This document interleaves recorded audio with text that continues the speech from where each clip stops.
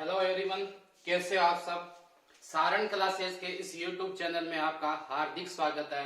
और जिसने भी अभी तक अपने चैनल को सब्सक्राइब नहीं किया है वो सब्सक्राइब कर लीजिए और अपने दोस्तों को भी शेयर कीजिए।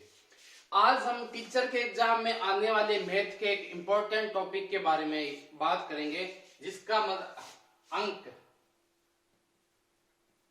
यानी डिजिट, इसको इकाई अंक भी बोलते हैं, ठीक है ना।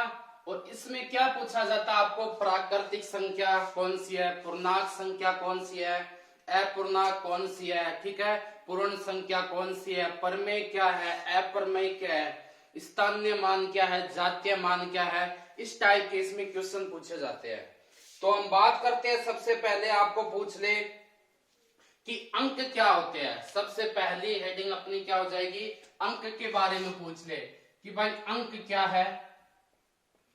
तो अंक के बारे में आपको पता ही, अंक क्या होता है, 0 से लेकर 9 तक जितने भी, यानी कौन कौन से, 0, 1, 2, 3, 4, 5, 6, 7, 8, 9, ये सब क्या होते हैं, आपके अंक होते हैं। और कोई भी संख्या मैथ के अंदर इन्हीं 9 संख्याओं में से मिलकर बनी होती है। तो ये होता है आपका अंक। अंक के बाद में आ जाती है कि अंक आपने देख लिया 0 से 9 तक आता है। उसके बाद आपको पूछ ले प्राकृतिक संख्या क्या होती है, क्या पूछ ले, प्राकृतिक संख्याएं। प्राकृतिक संख्याएं, तो प्राकृतिक संख्याएं कौन सी होती है भाई, जो 0 से स्टार्ट होके, कहां से स्टार्ट होके, प्राकृतिक है 1 से स्टार्ट होके, और जितनी भी संख्या है सब किस में आती है, प्राकृतिक में आती है। इसको इंग्लिश में बोलते हैं नेचुरल नंबर, है ना, नेचुरल नंबर बोलते हैं। क्या बोलते हैं, नेचुरल नंबर। यानी 1 से स्टार्ट होके 1, 2, 3, 4 डैश डैश इनफाइनाइट यानी अनंत तक, ये सारी संख्याएं आपकी क्या कहलाती है भैया, सारी संख्या आपकी कहलाती है पूर्णांक संख्याएं, सॉरी प्राकृतिक संख्या। क्या कहलाती है, प्राकृतिक संख्याएं, ठीक है ना। आगे शून्य आपको पता ही चल गया, शून्य क्या होता है। उसके अलावा और देखते हैं इसमें कुछ कौन कौन सी संख्याएं हो सकती है, ठीक है। फिर बात आती है पूर्ण संख्या कौन सी होती है, क्या नाम आएगा फिर, पूर्ण संख्याएं। तो पूर्ण संख्याएं कौन सी हो जाएगी, 0 प्लस किसको मिला दोगे आप, प्राकृतिक को मिला दोगे। किस किस को, 0 प्लस प्राकृतिक यानी नेचुरल नंबर को मिला दोगे। यानी 0, 1, 2, 3 डैश डैश, ये सब क्या होती है, आपकी पूर्ण संख्याएं होती है। यहां तक कोई दिक्कत है क्या, नहीं है ना। आगे देखो कौन सी हो गई और संख्याएं, ठीक है। आगे आती है आपकी पूर्णांक संख्याएं, कौन सी है, पूर्णांक संख्याएं।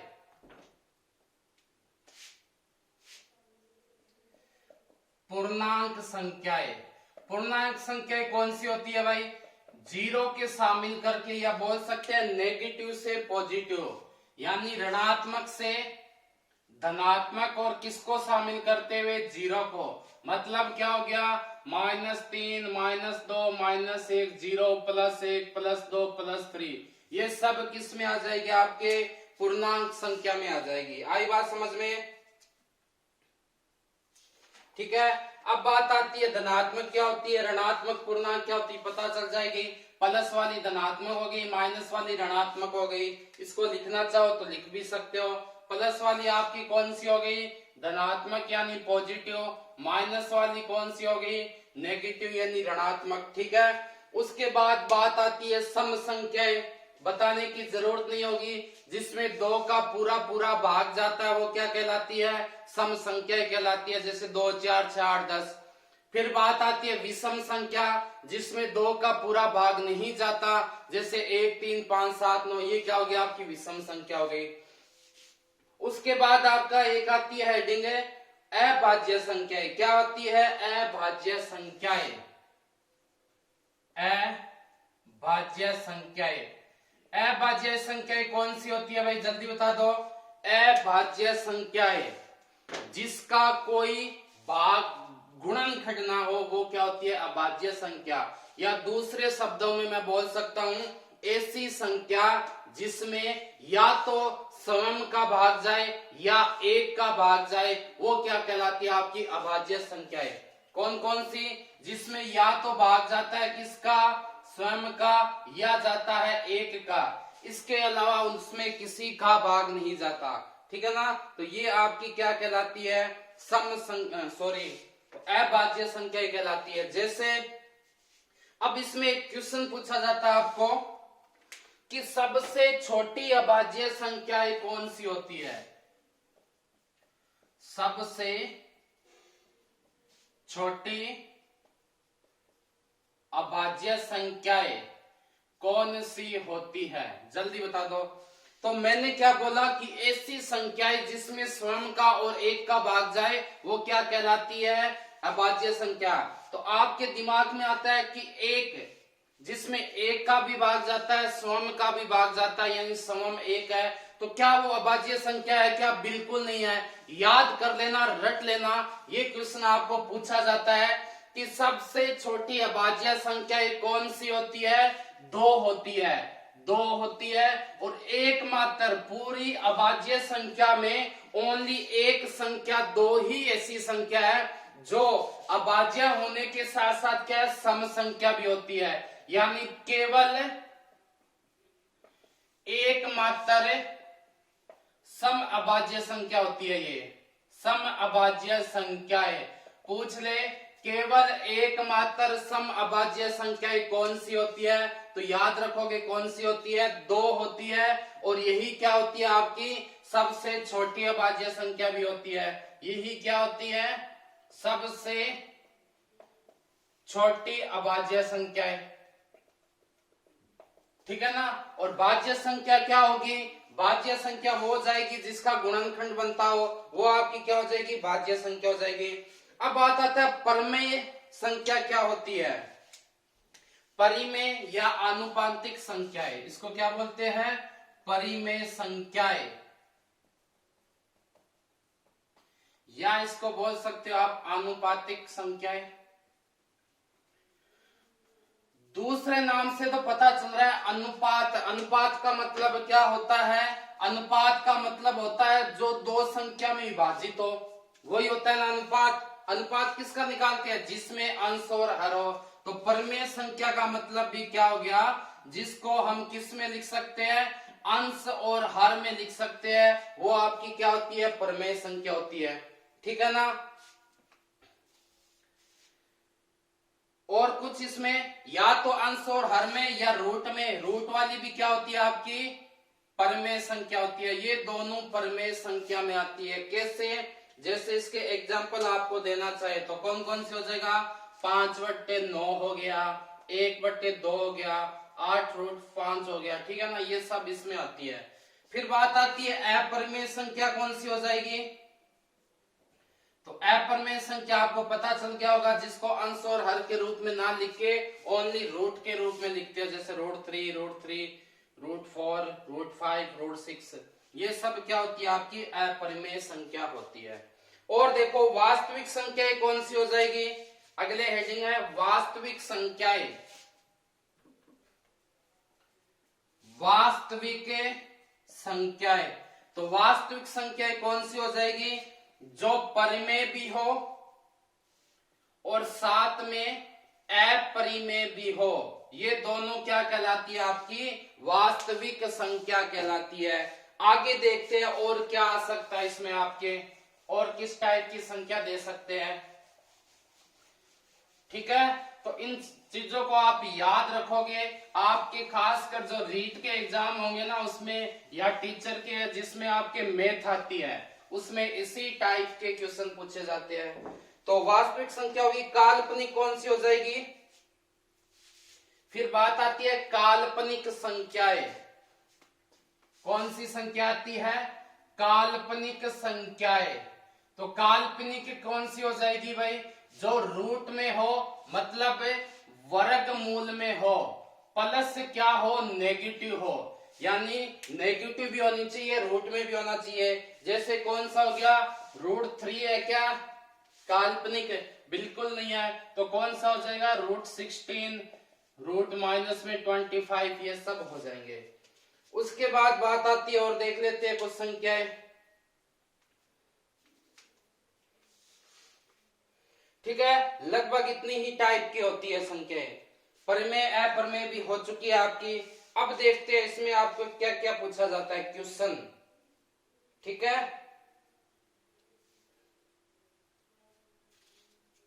जैसे क्वेश्चन पूछ ले कि 4 अंकों की सबसे बड़ी संख्या है। क्वेश्चन क्या पूछ लिया, 4 अंकों की सबसे बड़ी संख्या है, 4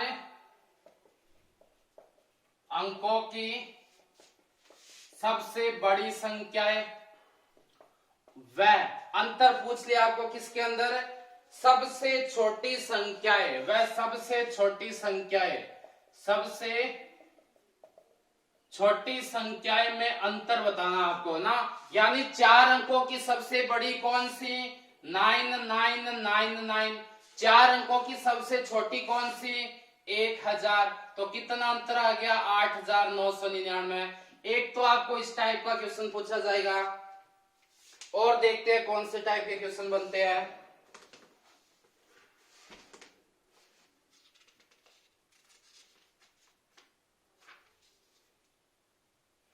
अब बात आती है स्थानीय मान कैसे निकालते हैं। क्या निकालना आपको, स्थानीय मान निकालना है। जैसे एक तो होता है स्थानीय मान, और एक होगा आपका जातीय मान। क्या होगा, एक तो होगा स्थानीय मान, ठीक है, एक होगा आपका कौन सा, जातीय मान। कैसे, जैसे आपको क्वेश्चन दे दिया कि 8 4 5 7 9 2 1, इसका पूछ लिया आपका स्थानीय मान क्या होगा। तो इसमें ऐसे नहीं पूछेंगे कि स्थानीय मान क्या होगा, इसमें अंक का पूछते हैं। ठीक है ना, अंक का कैसे, जैसे पूछ ले 8 का स्थानीय मान क्या होगा, 4 का क्या होगा, 5 का क्या होगा, 7 का क्या होगा, 9 का, 2 का, 1 का, ऐसे पूछेंगे तो निकालने की कोशिश करते हैं। 8 का स्थानीय मान पूछ ले तो कैसे निकालोगे, 8 आगे संख्या कितनी, 1 2 3 4 5 6, 1 2 3 4 5 6, ये 8 का स्थानीय मान है। यानी जो संख्या का पूछा है वो संख्या लिख के आगे उतने ही जीरो लगा दो। मैंने पूछा 7 का क्या होगा, तो 7 0 0 0। 5 का पूछ लिया क्या होगा, 5 0 0 0। 1 का पूछ लिया तो क्या हो गया, 1 ही हो गया। ठीक है ना, ये होता है आपका स्थानीय मान। आई बात समझ में।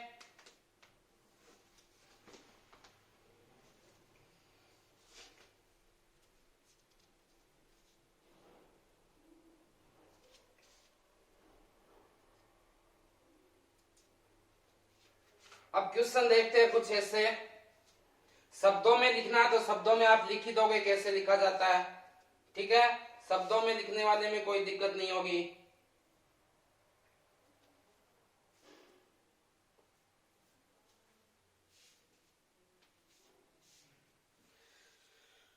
ये तो होगी स्थानीय मान की बात। अब मैं पूछूं जातीय मान, ठीक है ना, जातीय मान में जैसे इसी संख्या में जातीय मान मैंने पूछ लिया 4 का, तो 4 का 4 ही रहेगा। 8 का पूछ लिया तो 8 का 8 रहेगा। 9 का पूछ लिया तो 9 का 9, 2 का 2। यानी जातीय मान तो वही संख्या होती है, लेकिन स्थानीय मान 0 लगा देते हैं। इसी क्वेश्चन में पूछ लेते हैं कि दिए गए संख्या में 4 के स्थानीय मान व 8 के जातीय मान में अंतर बताइए। 8 के जातीय मान में अंतर बताइए। तो कैसे करना है, 4 का स्थानीय मान मतलब है 4 लिख दिया, कितने जीरो लगा दो, 1 2 3 4 5, 1 2 3 4 5। 8 का जातीय मान 8 ही होता है, तो 10 में से 8 के 2, ये बच गया आपके 9 9 9 9 और 3। ठीक है ना, ये आपका क्या आ गया, इसका आंसर आ गया। इस टाइप के क्वेश्चन पूछे जाते हैं। ठीक है, अंकों में लिखना, शब्दों में लिखना आपको आता है। जातीय मान स्थानीय मान का अंतर पूछेंगे वो आप बता दोगे। काल्पनिक संख्या कौन सी है या कितने टाइप की जोड़ संख्या वो आप बता दोगे। और किस टाइप के क्वेश्चन नंबर आते हैं देखते हैं इसमें।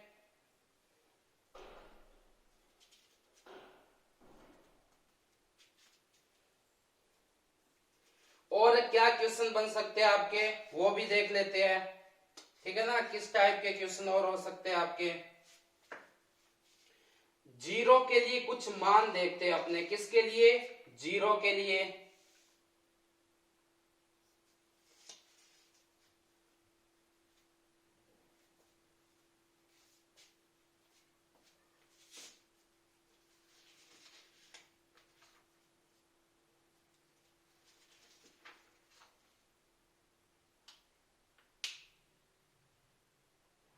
दो चीज आती है आपको, एक तो पूछता है कि x में जीरो का भाग दो, दूसरा पूछता है जीरो में x का भाग दो। क्या इसका मान एक ही होता है या अलग अलग होता है, जल्दी बता दीजिए। एक बार तो x में किसका भाग देना है, जीरो का। तो याद रखना x मतलब कोई भी संख्या, तो किसी भी संख्या में जीरो का भाग देने पर वो आपका इनफाइनेट होता है। क्या होता है, इनफाइनेट का मतलब होता है अनंत। किसी भी संख्या में जीरो का भाग देने पर अनंत आएगा और जीरो में किसी संख्या का भाग देने पर जीरो आएगा। ये दोनों चीज नोट कर लेना आप, ये दोनों चीज आप क्या कर लोगे, नोट कर लोगे, ठीक है ना। इसके अलावा बस आपके यही क्वेश्चन बनते हैं जो हमने आपको बता दिए। इसके अलावा कोई भी क्वेश्चन इसमें नहीं बनेंगे, कोई भी टीचर का एग्जाम दोगे, ठीक है। कल मिलते हैं एक नई टॉपिक के साथ, तब तक धन्यवाद।